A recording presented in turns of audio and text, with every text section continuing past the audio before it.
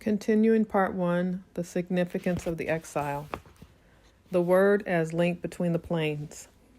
The destruction of the temple represents for this life the moment of birth, just as it does for the existence of our world, which is to us a reality. For the destruction of the temple is the initial moment of the exile. Previous to it were enacted all the happenings of a world beginning with Adam and concluding the Bible story. This complete happening infiltrates us by means of the Word, through a vehicle which connects one world with another. The Word has this special quality that it can exist in various worlds, in various realities. In every reality, it leads a different life. The images it calls up within one reality form symbols for those existing in another reality. Birth and exile at the crucial moment. So when man lives the story of a world preceding the destruction of the temple, a story which in its germ is also expressed in the tale of creation up to the exile from paradise. It is the story which, according to ancient lore, the angel tells the Neshamah before its birth into this life, before its entering into exile into form. It lives in man as a faint dream, as an unconscious memory, covered up with the wreckage and debris of reality. But he has experienced it. He has heard the words. He, too, has gone through it.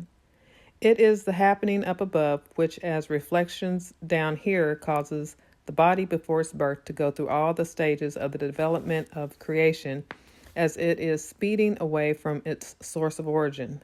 The body passes through all the happenings of the evolution of perceptibility from the unicellular being, so simple and primitive, to our mind, via fish, via mammals, to the complicated, to our mind, highly evolved, phenomenal form of man.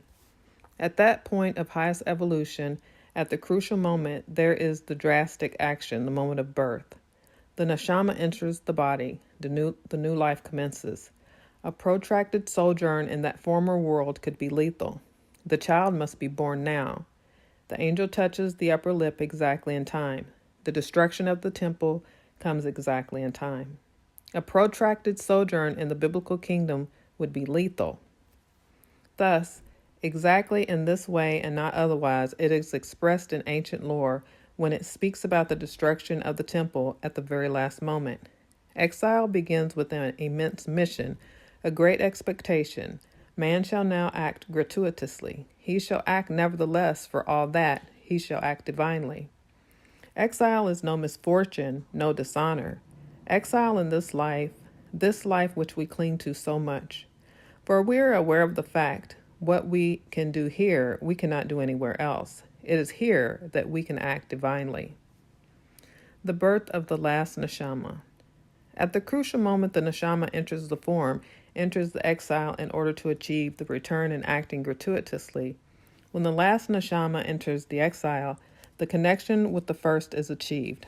The circle is closed. The crucial moment is past. That is why ancient lore has it that this Neshamah, entering form as the last, is that of the Redeemer, of the Son of David. His kingdom succeeds that of Edom. The world acquires a new aspect, another phenomenal appearance, another continuity. Just as the first kingdom has God for its king, so now after that of the Son of David, the 10th kingdom again has God for its king. The circle is closed. The exiles have had their significance and purpose. In all these exiles, actions has been gratuitous. Human evolution. The history of mankind, too, has this dual aspect. On the one hand, the body, which passes through all phases of evolution from the primeval germ to the zenith called the present, with the extrapolated expectation that evolution will lead in the future towards an even grander potentiality of the body, of the phenomenal existence of mankind. What we have come to consider as history, archaeology, theology, psychology, sociology, and so on and so forth, is concerned with this evolution of the physical appearance. Such forms of science must start from some primitive antiquity as working hypothesis.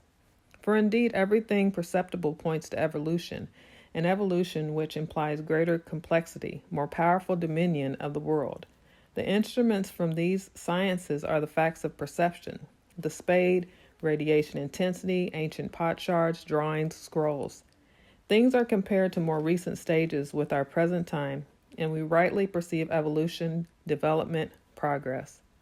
Progress in the sense of approaching a complicated, powerful system of dominating things material on behalf of man in his life on earth. Even as deep down as the psyche, it is discovered how man can live normally, how he can show himself ready to play his part in the game of nature's forces, how even in the psyche there are laws, which, if known, can be taught to those who evidently reacted abnormally. We can also study through observation in what way man tries to establish contact with the imperceptible, and we can also make it our job to satisfy this desire. Indeed, even trying to make contact seems to announce itself according to natural laws, at times more violent than at other times. We learn to apply the right doses so that man may live and react quietly and normally in the world. In this search for contact with the imperceptible, too, a certain evolution is to be stated. It is recorded that here again man becomes more complicated, more reasonable, more adapted to a changing material technical milieu.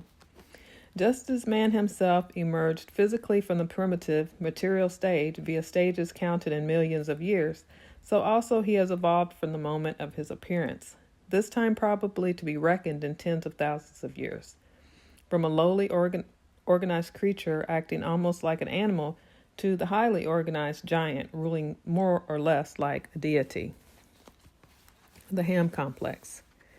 It is the view expressed in the words of the Torah and the phase we know as the story of the sons of Noah.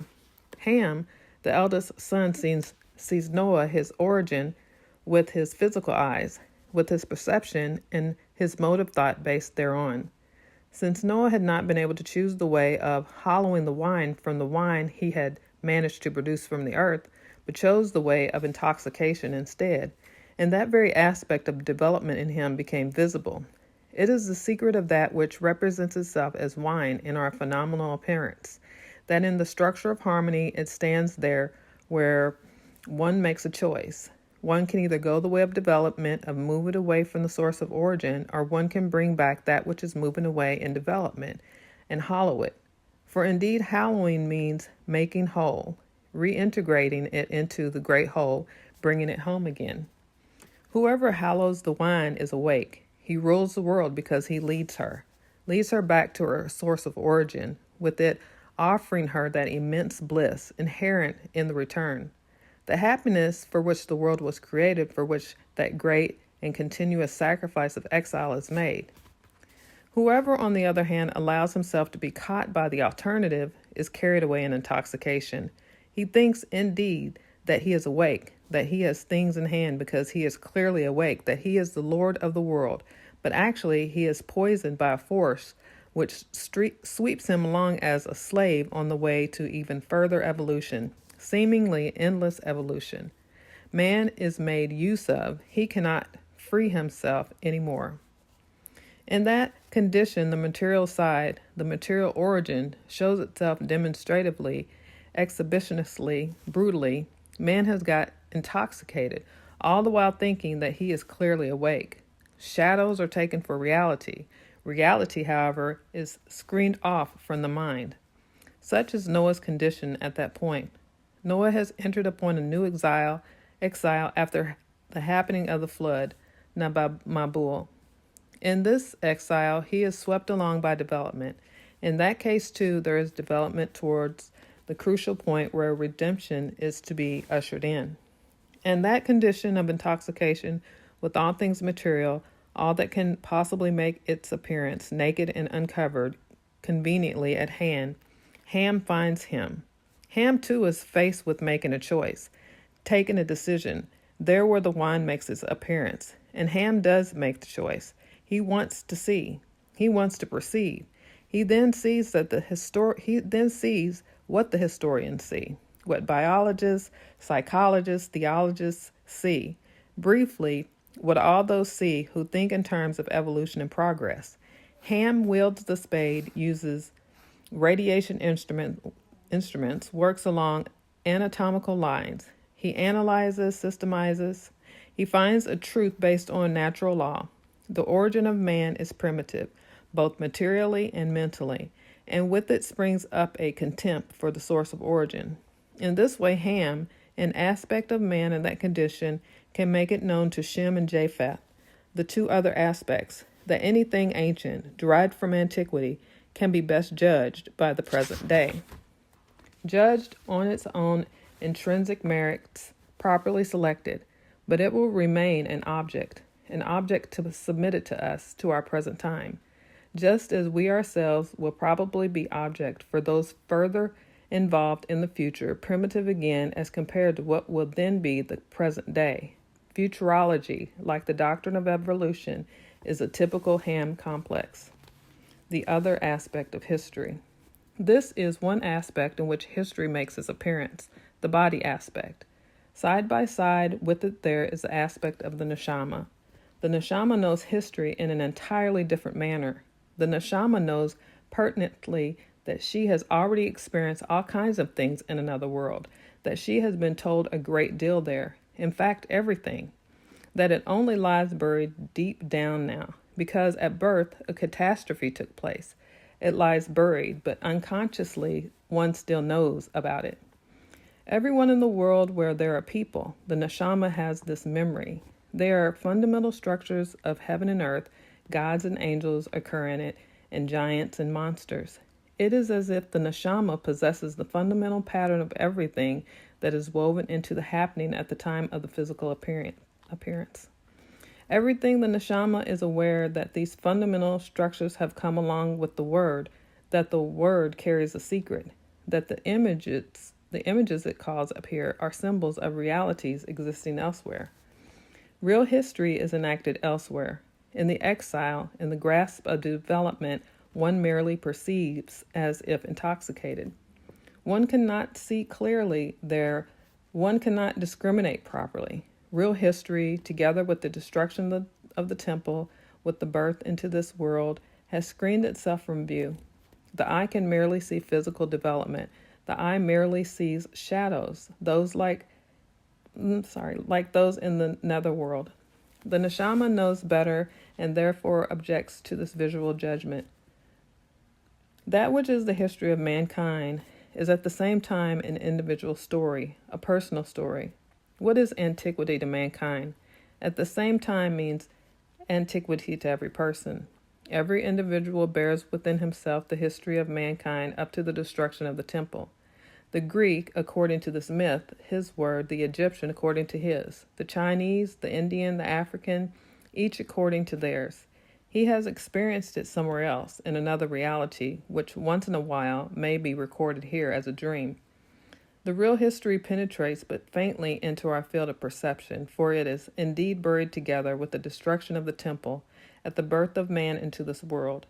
It is thus so that man can act gratuitously, so that he can act divinely. Although everything points to the importance of acting usefully, utilitaristiquely, so that he can act gratuitously, rendering himself defenseless, when acting from personal motives might give him power, honor, wealth.